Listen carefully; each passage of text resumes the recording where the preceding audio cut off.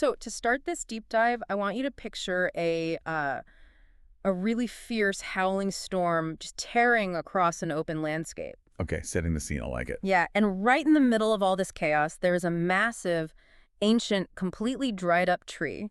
Its trunk is entirely rigid, thick, and just unyielding. Right. It's fighting every single gust of wind with sheer brute force. And for a few moments, it holds. But not for long, I'm guessing. Exactly. With this deafening, violent crack, the trunk just snaps. The entire massive structure crashes to the ground, completely destroyed by its own resistance. Wow. Yeah, that's a brutal image. Right. But then, right next to it, there's a slender, green bamboo stalk. As the gale hits it, the bamboo bends entirely in half. It yields so dramatically that its tip is literally touching the earth. Bending right to the breaking point. But not breaking, because the exact second the wind passes, it violently whips back upright. Perfectly intact, not a single scratch. It's such a powerful visual, really. Yeah. Because that rigid tree, it assumes that stiffness is the exact same thing as strength. And that assumption is exactly what destroys it. Exactly. The bamboo, on the other hand, understands that, well, yielding is the actual mechanism for survival. It bends, and because of that bend, it lives. Welcome to our deep dive. I'm so excited for this one. Today, we are taking some incredibly grounded, powerful, ancient philosophy and applying it directly to the storms in your own life and career. Yeah, we're looking at a profound dialectical concept from Taoist philosophy called quasi-quan. Which essentially translates to yield is to be preserved whole, right? That's right. And our stack of sources today is just wild. We are pulling from ancient philosophical texts like the Tao Te Ching and Chuangzi and mixing them with deep military strategy analyses. Not to mention some really cutting-edge corporate management research. The through line connecting all of this is a radical rethinking of what power actually looks like. Because we are so conditioned to believe that power is force. We think power is being that dead tree. Yeah, we really do. But the texts we're looking at argue that true, sustainable power is actually the ability to master the bend. Precisely. So our mission for you today is simple. By the end of this conversation, you are going to understand how to stop fighting the wind. We've got a listicle of 3 core principles, 3 real-world scenarios to show you how retreating to advance actually works. We're going to explore how to step back, accumulate that kinetic energy, and turn what looks like, an inevitable defeat into a massive advantage. Right, showing you how this ancient wisdom fundamentally changes how you operate in a modern, hyper-competitive environment. To really grasp this, we have to start with the foundational law of Taoist dialectics. It's a concept called Wuji Bi Fan. Wuji Bi Fan. Break that down for us. Basically, the translation is that when things reach their absolute extreme, they inevitably revert into their opposites. So, like, strength taken to its absolute limit actually becomes a weakness. Yes, exactly. And the sources use a really visceral biological metaphor for this, the human mouth. Oh, I love this part. Think about your teeth, right? They're the hardest, most rigid part of your body. They're built to crush and tear. Yeah. But because of that extreme rigidity, what happens? They chip, they decay. And as we age, they fall out. Now consider your tongue. It is completely soft. It yields to everything in your mouth. Yet the tongue survives for a lifetime. Right. The text associates rigidity with death and softness with continuous life and growth. I mean, I understand the philosophy, but I have to play devil's advocate here for a second. Go for it.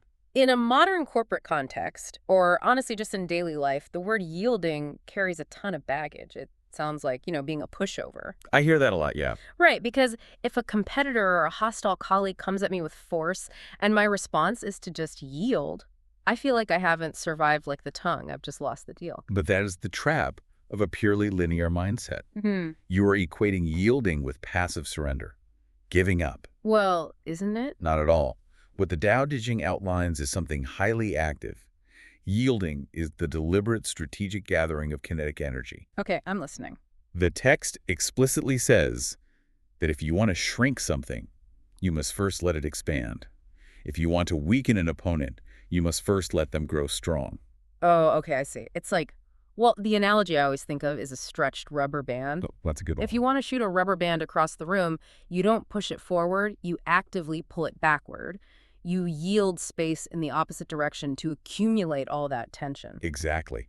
Pulling back isn't giving up, it's loading the weapon. In the text, they call this letting the opponent rush toward their own extreme. Because when things are artificially strong, They grow old quickly. You let them overextend. Right, you are literally letting them trigger their own downfall. Let's put this into our first real-world context for the listener. Scenario 1, the aggressive negotiation. Oh, we've all been there. Right. Think about the last time you were sitting in a boardroom or, on a tense Zoom call, and the person across from you just goes entirely on the offensive, They're making unreasonable demands, raising their voice. trying to physically or verbally dominate the room. Your instinct, that rigid tree instinct, is to meet force with force. You want to raise your voice right back. You want to shut them down and argue point for point. But what happens when you do that? You get two rigid objects colliding. You get gridlock, mutual destruction, and honestly, no actual resolution. Exactly. So how do we master the bend here? Instead of shouting back, you decide to be the bamboo. You yield. But again, you don't just sit there in passive silence looking terrified. No, you actively yield the floor to them. You lean in, you stay perfectly calm, and you ask an open-ended question like, oh, walk me through how that timeline works for your team. Or, help me understand the logic behind that specific metric. You are handing them the rope. You're removing the wall they are trying to push against. Right. By letting them expand their argument without any resistance, they naturally overextend. They start talking way too much. They start repeating themselves. Their logic gets bloated because they are just desperately trying to fill the silence you created. And suddenly, the glaring flaws in their demands become super obvious to everyone else in the room. You have accumulated all the energy and leverage. So when they finally run out of breath and hit that point of inevitable decline, you whip back. You release that preserved energy to systematically dismantle their now exposed argument. You just take control of the negotiation. You didn't defeat them with your aggression. You allowed them to defeat themselves with theirs. Which brings up a really crucial question, I think. If we can do this in a single conversation, how do we scale it? Yeah, how do we turn this philosophy into a broader, market strategy? For that, we have to look at the military analyses in our sources. The ancient texts outline a strategy called Ziren Erbuziren. Meaning controlling others without being controlled by them. Exactly. The military application of yielding is strategic non-contention.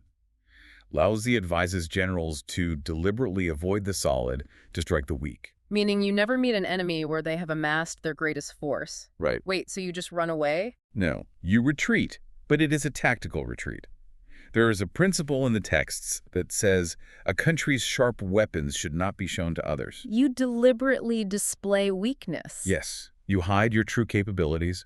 The goal is to make the opponent arrogant and complacent. You want them punching at shadows, burning through their rations and energy, while you preserve your forces perfectly intact. Man, this reminds me of the corporate sustainability research we reviewed in the stack. Oh, the stuff on DSSI. Yeah. Deep and shallow sustainability interventions. It's fascinating. They looked at what happens when a new executive comes in and just demands a massive overnight overhaul to make a company, quote unquote, green. They force a top-down mandate. Right. They attack the old culture with brute force. And the result, the corporate immune system absolutely rejects it. Middle managers hide data, employees push back. The friction just grinds the company to a halt. It's the rigid tree fighting the wind. But the researchers found that organizations applying a Taoist-inspired approach relied on resonance, not coercion. This is the concept of wu wei, or non-coercive action. Yes. They didn't force a direct collision. They subtly shifted the environment, altered the incentives, and let the company naturally yield toward better practices. It's so much more effective. But, applying this non-coercive control in a hyper-competitive market feels terrifying for a lot of leaders. I mean, sure, if my competitor launches a massive, flashy initiative, my CEO is going to expect a counterattack. Absolutely. If you just tactically retreat, your board's going to think you're asleep at the wheel. That anxiety is exactly why so few companies master this. Which brings us to scenario 2, the overbearing competitor. Let's wargame that. Imagine a rival company, or even a rival department internally, launches this huge product. They are burning through budget, dominating the press cycle, spending millions trying to be the first mover. Trying to forcefully educate the market. The pressure to match their spending and fight for the spotlight is just immense. The fear of missing out is such a powerful driver. It really is. But if you practice retreating to advance, you intentionally withdraw from that direct, bloody competition. You take an observant, almost defensive posture. Because you have to realize that the one who initiates the overt, aggressive action is the one taking on all the friction. They're forcing the issue. Exactly. So they're the ones going to step on all the hidden landmines. They will make the incredibly expensive first mover mistakes. I see where you're going with this. While they are depleting their war chest and dealing with, public backlash over a buggy version 1.0, Your team is quietly working in the background. you're gathering all the market data that they just paid millions of dollars to generate. You are refining your systems and quietly accumulating power. You are hiding your sharp weapons. And then when that competitor inevitably hits a wall, maybe their budget dries up or the market pushes back, they lose their momentum. And that is the exact moment the bamboo whips back. You release your preserved energy, launch your highly refined, bug-free version 2.0, and completely capture the market they just exhausted themselves creating for you. You controlled their trajectory without them ever realizing you were steering. You literally used their own massive kinetic energy against them. It's brilliant. But mastering the bend requires one final, honestly incredibly difficult discipline. Right, because we've talked about accumulating energy and whipping back. But the sources are clear that the ultimate goal isn't just to win a single fight. The goal is to preserve the whole system. And that requires zizi bude, knowing when to stop. Knowing when to stop. Honestly, out of everything we've discussed today, that might be the most countercultural idea yet. Oh, absolutely. To understand it, we look at Laozi's 3 treasures: compassion, frugality, and not daring to be first. Which leads to a really profound military ethic in the text, right? Yes. Laozi argues that a victorious general should not treat their triumph with a parade or a massive celebration. They should treat their victory with funeral rites. Okay, wait. Treating a victory like a funeral. I have to stop you there because from a leadership and psychological standpoint, that sounds like a total disaster. It sounds harsh, I know. Human beings need positive reinforcement. If my team pulls all-nighters, crushes a quarterly goal, secures a massive contract, and I walk in acting like we're at a wake, morale is going to absolutely tank. People would quit, yeah. We need the celebration to fuel the next push. It's a completely fair critique, and it's important to clarify that the text isn't telling you to be literally miserable or to punish your team for succeeding. Okay, good. The funeral rites metaphor is about deep, grounded intentionality. Yeah. You are supposed to mentally mourn the cost of the conflict. Like the burnt-out weekends, the expended resources, the stress. Exactly. Why? Because unchecked celebration breeds pride. Pride breeds arrogance. And arrogance guarantees that you will blindly overextend yourself in the very next battle. Ah, okay. So by treating the victory with solemn respect rather than ego-driven ecstasy, you remain grounded. You recognize the fragility of the system. It's an antidote to the hubris that usually follows a big win. That makes a lot of sense. And we actually see this validated in the modern corporate research from our sources. The studies show that organizations deeply influenced by Taoist informal values prioritizing compassion and frugality actually achieved better long-term sustainability. And even lower carbon emissions, the paper noted. Right, because they didn't chase endless, ruthless, rigid expansion at the cost of their environment or their people. They actually knew how to stop. But again, I look at the reality of modern business. We are explicitly taught to maximize everything, maximize profits, scale, market share, quarter after quarter into infinity. The market demands endless growth. Right. So how does a leader justify stopping when the entire ecosystem demands they push harder?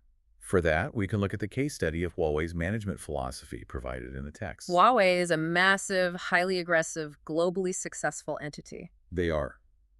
But their internal philosophy heavily aligns with this exact Taoist principle.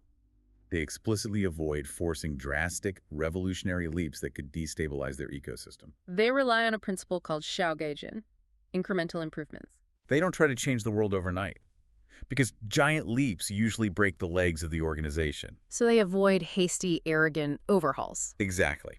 The text notes that true leaders achieve results but do not force them. They understand that pushing a system past its natural limit, whether that system is a forest, a society, or your corporate workforce, eventually breaks it. That perfectly sets up our third listicle point. Scenario 3, the post-success trap. I think almost everyone listening has faced this at some point. Oh, for sure. You and your team have just delivered a massive, high-profile project. It was a grind, but it's a huge success. The executives are thrilled. And because you proved you can handle the impossible, they immediately want to reward you by piling on 3 more massive projects to, quote, capitalize on the momentum. The classic corporate curse. The reward for great work is just more work. Always. Now, the rigid, ego-driven response is to say yes to everything. You want to look strong. You want to be the hero. So you demand your team sprint a marathon immediately after finishing a sprint. And what happens? The system breaks. Key people quit. Burnout skyrockets. The team snaps like the dead tree under the pressure of endless expansion. So how does the bamboo handle the post-success trap? By practicing a concept from the text called Gongcheng Buju success without claiming it. You step back. First, you explicitly attribute the success to the team, removing your own ego from the center of the narrative. And then, you firmly but politely decline the immediate massive expansion. You yield the spotlight. You insist on a period of rest, of debriefing, of optimizing the systems you just built. You are enforcing the zichibude. You are stopping to avoid danger. Exactly. You refuse to push past the natural limit. By yielding the opportunity for immediate unchecked growth, you preserve the holistic health of your entire team. You ensure that your people actually have the accumulated kinetic energy to survive the next inevitable storm. And to rebound brilliantly when it truly matters. It is the ultimate preventative measure against Wu-Ji Fan. You're preventing your extreme success from immediately transforming into extreme failure through sheer exhaustion. We've covered a tremendous amount of ground today. And if there is one overarching insight to take away, it is that brute force is a fragile illusion. True power does not lie in unyielding hardness. Like the bamboo, true power is dialectical. It is the wisdom to let an opponent expand in order to shrink their leverage. It is the strategy to retreat and observe in order to control the entire board. And it is the profound, quiet discipline to know exactly when to stop in order to preserve the whole system. I want you, listening right now, to take a mental audit of your life and your career this week. Where are you currently acting like that rigid, dried-up tree? What is the storm you are fighting with pure brute force, refusing to yield an inch even though you can feel yourself starting to crack under the pressure? And conversely, where can you afford to bend? Where can you let go of the ego, yield the space, and begin actively accumulating the energy for a future rebound? We want to leave you with one final provocative thought from the text we explored today. It's a really famous phrase. Sheng Shanro Shui. The highest good is like water. Think about a massive, rigid boulder sitting in the middle of a rushing river. The water never argues with the boulder. It doesn't crash into it, trying to shatter it through sheer, immediate force. It simply yields. It flows around the obstacle, finding the paths of least resistance. Yet, over time, with patient, continuous yielding action, the soft water completely wears the hard stone away into nothing. So ask yourself, what is the boulder in your life right now? What is that obstacle you are desperately trying to smash with a hammer when you should be patiently dissolving it by becoming like water? Stop fighting the wind. Let it bend you. Let it load you with potential, and when the time is right, whoop back.